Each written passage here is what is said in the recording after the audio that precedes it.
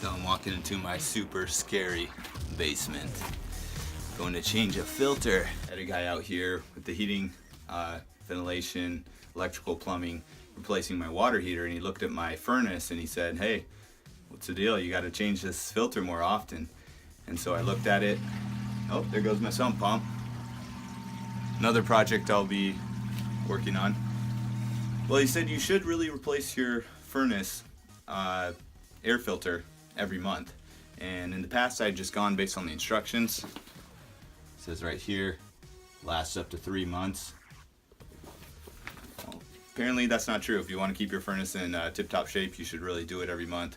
And it's just a little bit of cost. I'll put up some links on where you can get some filters at a good deal. These ones I got at Lowe's for about 10 bucks each. There are cheaper ones, but they don't catch as much of the dust, pollen, and allergens. So one thing you want to look for when you're changing your filter is to make sure that the little arrows, which signify the airflow direction, are pointing in the right way. So for mine, I'm looking at my furnace here, and you want to look for your return air, and then it goes through the filter, which is the arrows will point this way, and then out through the heat exchanger and out through the ducting.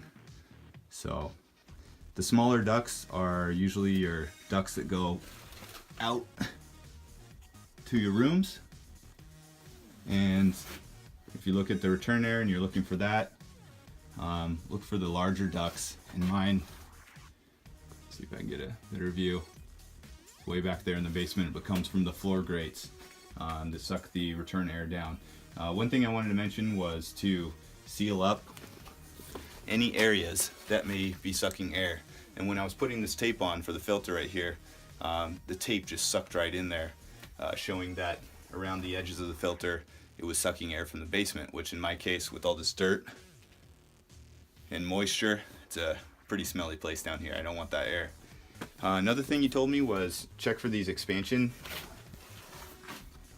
The expansion joint on this return air can actually suck air in through it and act kind of like a filter, because it's like kind of a cloth canvas type material.